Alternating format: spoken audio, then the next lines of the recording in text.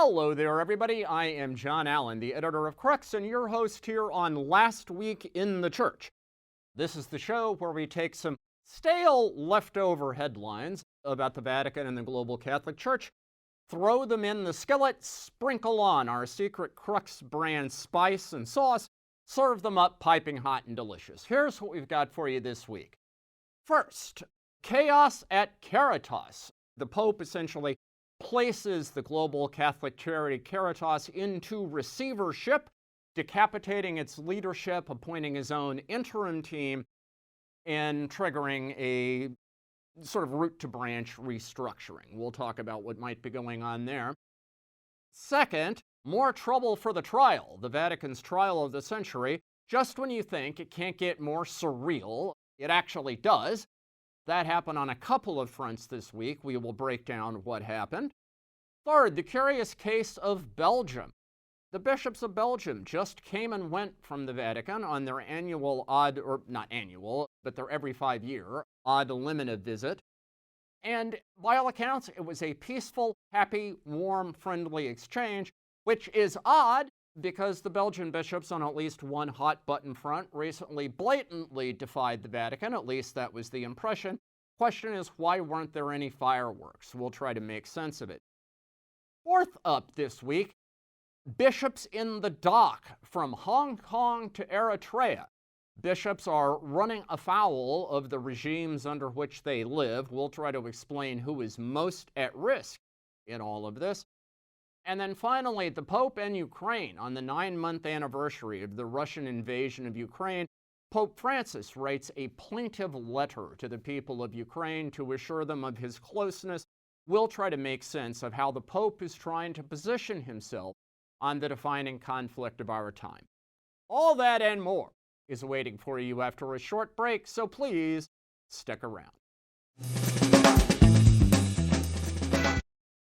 Hello again, everybody. Happy Tuesday to you. Happy Tuesday, November 29th in the year of our Lord 2022. Last week I told you about the surgery on my esophagus I recently had to undergo.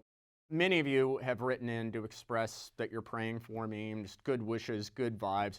I want to say thank you for all of that, and please do keep those prayers coming. I am convinced, even though I'm not the world's most spiritual guy, nevertheless, I'm convinced they do make a difference. All right, we begin this week with the Global Catholic Confederation of Catholic Charities, known as Caritas Internationalis, Caritas International, which is headquartered here in Rome at the Vatican.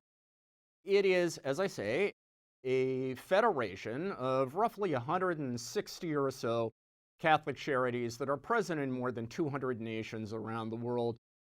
In the United States, Catholic Relief Service, which is the official overseas development arm of the U.S. bishops, would be part of the broader Caritas network. Now, usually operates in a kind of quasi-independent way from the Vatican, quasi-autonomous. It has its own elected leadership, so there is a president who is in charge. Usually this is a cleric, generally a cardinal. Since 2015, it has been Cardinal Luis Antonio Tagle, or Cardinal Chito Tagle of the Philippines. And there's also an elected Secretary General who is the kind of day-to-day CEO. This is usually a lay person. Most recently, there's been an Indian who has French citizenship by the name of Aloysius John. And Caritas, just last week, was holding its sort of plenary assembly. This is the first time they've actually been able to get together since the outbreak of the COVID pandemic in 2019, so it was kind of a big deal.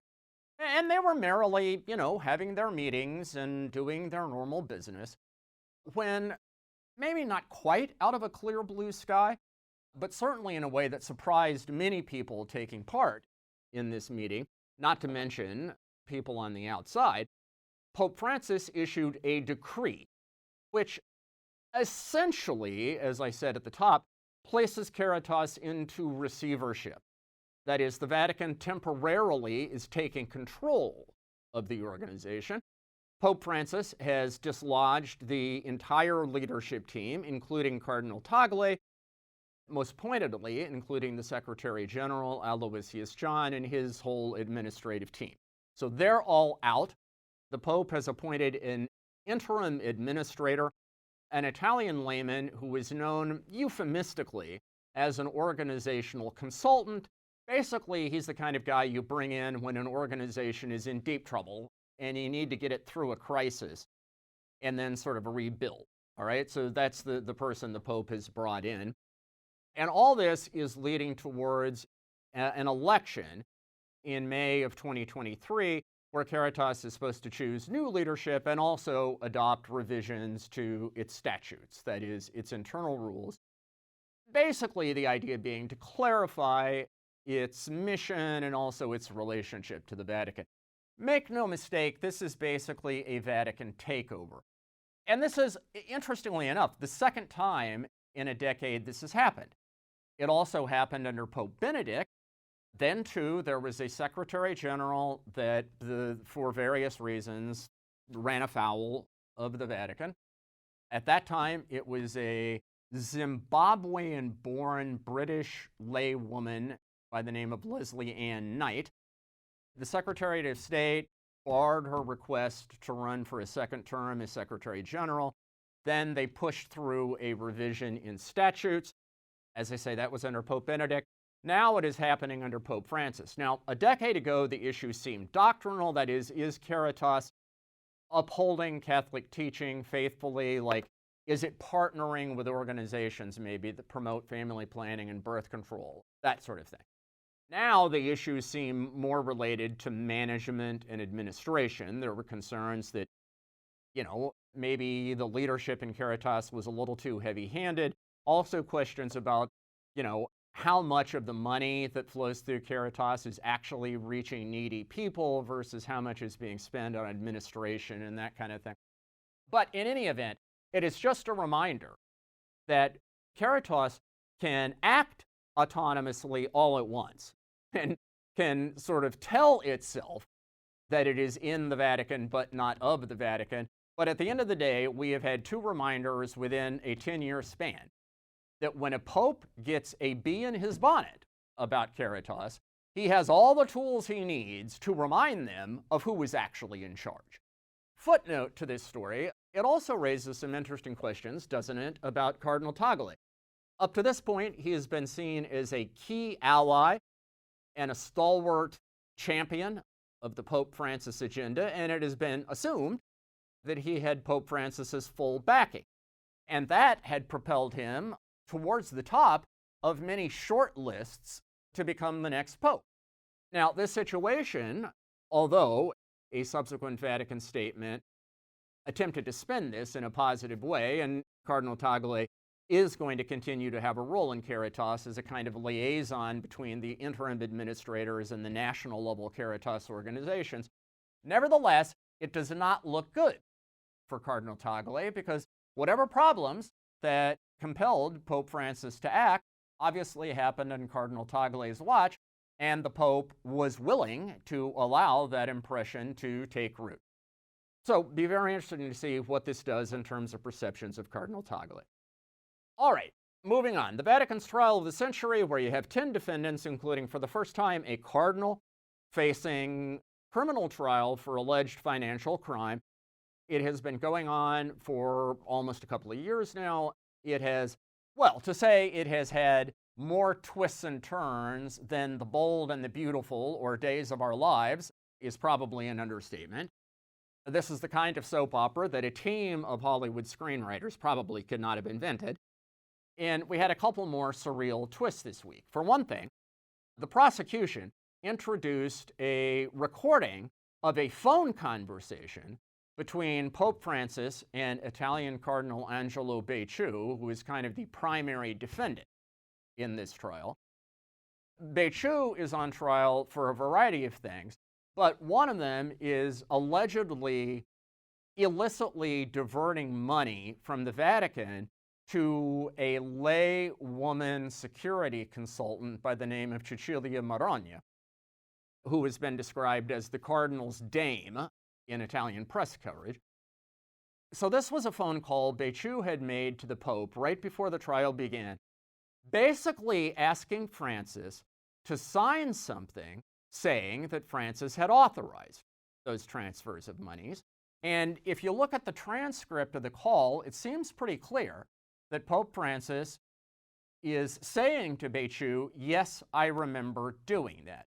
Now, the prosecution introduced this tape on the idea that because this was made by one of Becciu's relatives without the Pope's knowledge, the idea was it's going to make Becciu look bad that he is secretly, surreptitiously recording the Pope.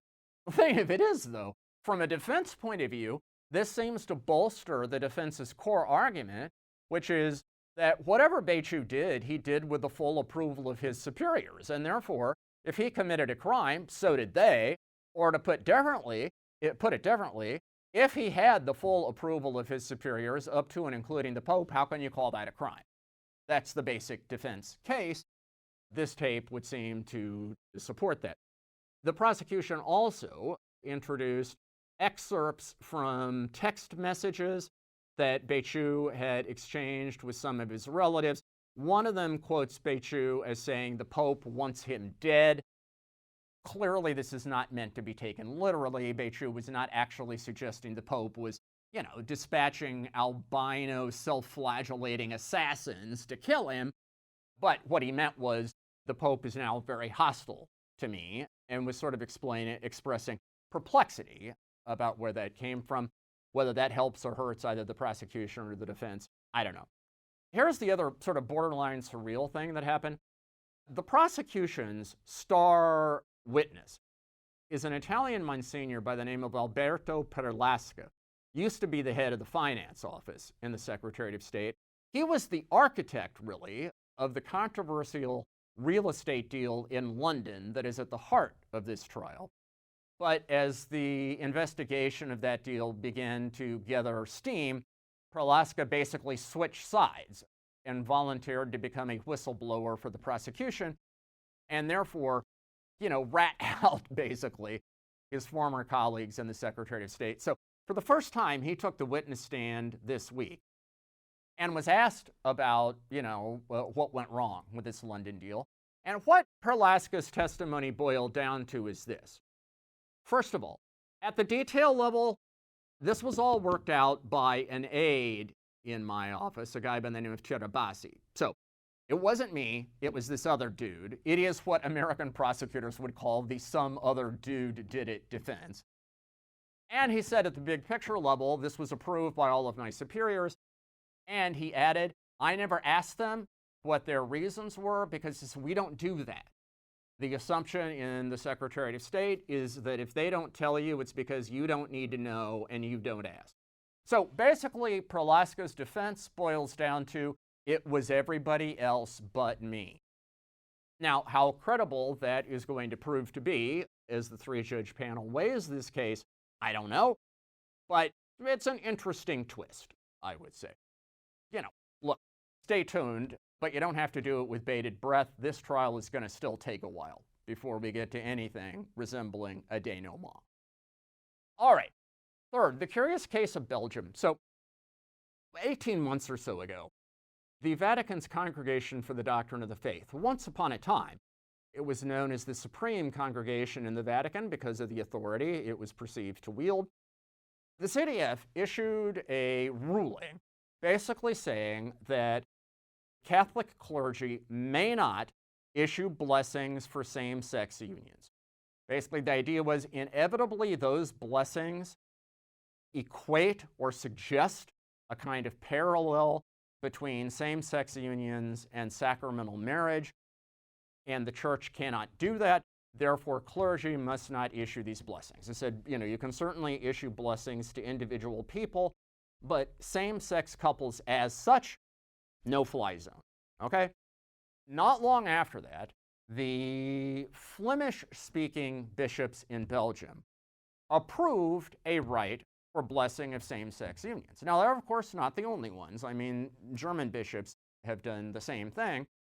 The difference is this, that when the German bishops recently came to Rome for their ad limina visit, their whole synodal way, this sort of consultation process they've been involved in, including this issue of blessing same-sex unions, was massively controversial, and they had to have a bilateral meeting with Vatican officials. They had to put out a statement.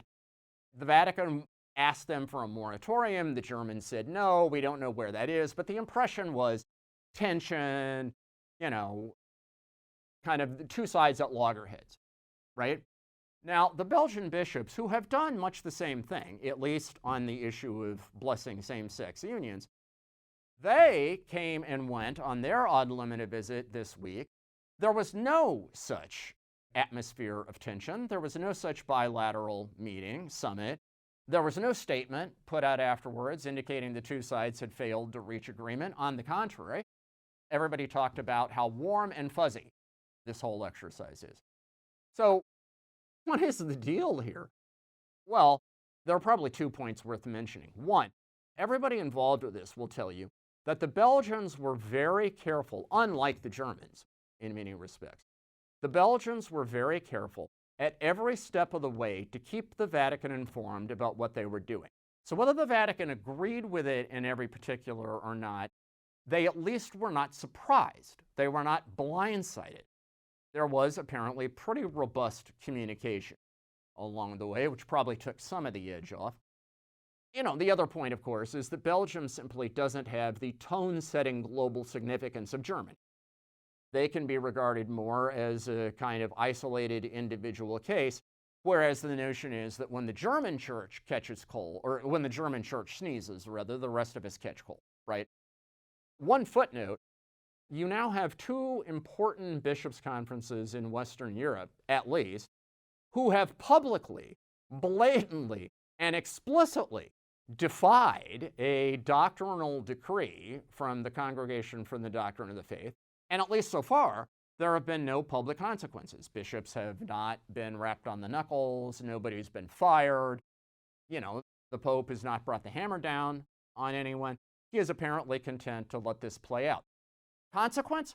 What is the sort of magisterial status now of a doctrinal decree from the CDF? I would say you certainly can't call it binding anymore, can you? I would compare it to one of those travel advisories the US State Department puts out, you know, after a coup someplace. They'll say, you know, we recommend you don't travel to this location. Doesn't mean you're going to get arrested if you do. Doesn't mean the State Department is going to deploy, you know, some police force to stop you. They're just saying, we recommend you don't do it. And if you do it at your own risk. Well, that's kind of where we are in the issue of blessing same-sex union, isn't it? Interesting case. All right, fourth up this week, bishops in the dock. So this week, Cardinal Joseph Zen, 90-year-old Cardinal Joseph Zen in Hong Kong, was convicted of the crime, along with 5 other defendants, of failing to properly register a pro-democracy organization of which he was a sponsor under the draconian new national security law imposed by Beijing and Hong Kong. That's now a crime. Zen and the other defendants were convicted. Zen was ordered to pay a fine. There's no jail time. He was ordered to pay a fine of about $500. Presumably he's going to do it. He has been sort of kept his powder dry. That is, he has not publicly responded, at least yet, to the verdict. It is probably true, as veteran columnist and activist on behalf of religious freedom Nina Shea has observed, that the net effect of this trial is, at least temporarily, to muzzle the most globally prominent critic of the Chinese regime, and that is Cardinal Joseph Zen. However, I would suggest that if you want to pick a bishop to be really worried about this week, I mean, Zen is still free, right? He's not behind bars. In theory, if he wanted to, he could relocate to Rome or the States or any place else in the world and continue his criticism of the Chinese regime. You know, I mean, he's got options. You want to pick a bishop to be worried about. Here's the guy I would direct your attention to. Bishop Fikamariam Hagos Saleem of Eritrea. And Your Excellency, I'm sure you're not listening to this because you're currently in prison with no internet access. But anybody who knows the bishop, let me just right now issue a public apology because I'm sure I just horribly mispronounced your name, but best I could do.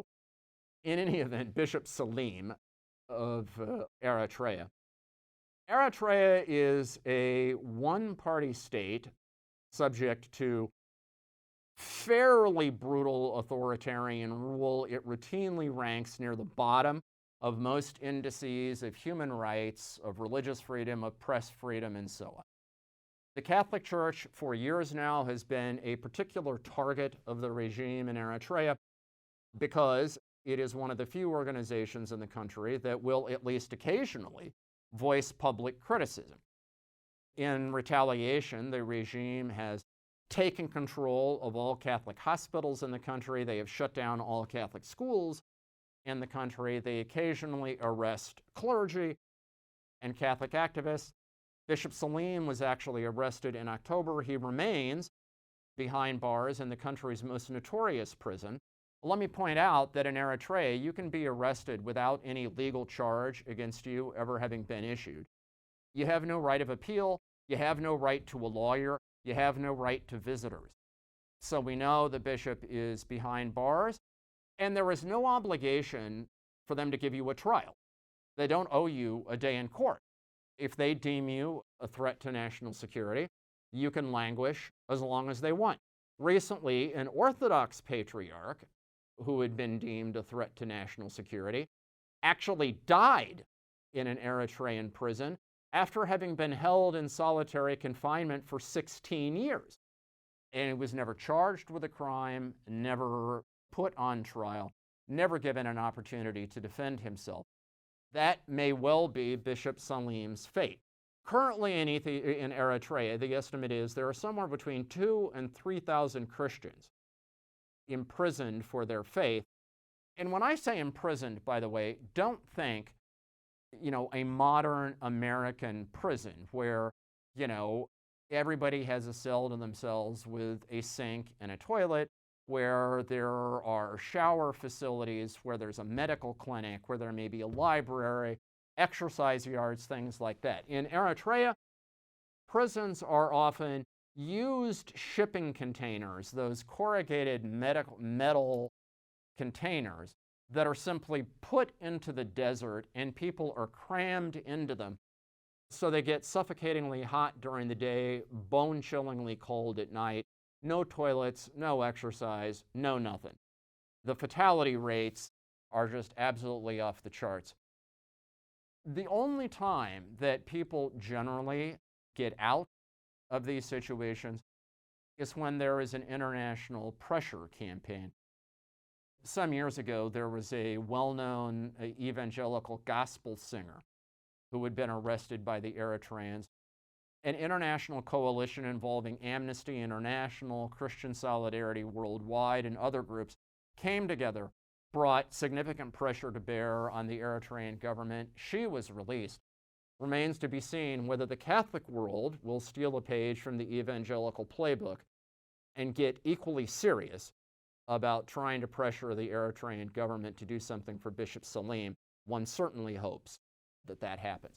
Finally this week, the Pope and Ukraine. So Pope Francis this week released a letter to the Ukrainian people on the 9-month anniversary of the war with Russia, the Russian invasion, the headline of which was him telling the Ukrainians, your pain is my pain, talked about how rivers of blood have been unleashed in Ukraine, how young people who should be preparing for their futures have instead been forced to take up arms in the defense of their country, how Ukraine is constantly in his thoughts and his prayers, and how much he wants the madness of this war to end. Now, these are all things that in various ways Pope Francis has said before, but he brought them all together in this one document. Now, what are we to make of this? Well, first of all, I think you have to assume the Holy Father is absolutely sincere in everything he said in this letter, and he thinks it is important to say it again and again and again and again on the hopes that eventually it will sink in. But beyond that, I think there are probably a couple of other things. One is, I think advisors around Pope Francis are very sensitive to the idea that his perceived softness on Russia, that is, the fact that he has not condemned Putin explicitly, that he often hesitates to name Russia explicitly as the aggressor in this conflict, and that, of course, because he's trying to keep lines of communication open, that his perceived softness on Russia might one day be compared to, say, Pope Pius XII's perceived silence or softness on the Nazis during the Second World War. And I think they're trying to build a paper trail that future historians can point to say this pope was not a pope of silence. I think the second thing is Pope Francis clearly wants to keep alive the possibility that he personally or the Vatican corporately could play a role as a peacemaker, as a reconciler in this conflict. Now, he faces very steep odds there. I mean, the Russians, just for all kinds of reasons, historical, cultural, socio-religious, do not trust Rome and never have. You know, they see Moscow as the third Rome, a rival to the claims of spiritual supremacy made by the Pope in Rome. And there's just a kind of built-in colossus, cultural colossus there, that means the Russians probably would never take any pope seriously as a neutral broker. Ukrainians, on the other hand, have been somewhat disheartened by what they have perceived to be the Pope wanting to have it both ways on this conflict, that is, expressing deep sympathy with Ukraine, but also sort of going soft on Putin. Ukrainian Greek Catholics in particular, for them, there's a whole history here. They felt abandoned by the Vatican during the Cold War, and they are going to hesitate to get into a full upright and locked position about the Vatican as a mediator now. So on both sides of the conflict, the Pope faces a tough sell in trying to position himself as somebody who could bring peace.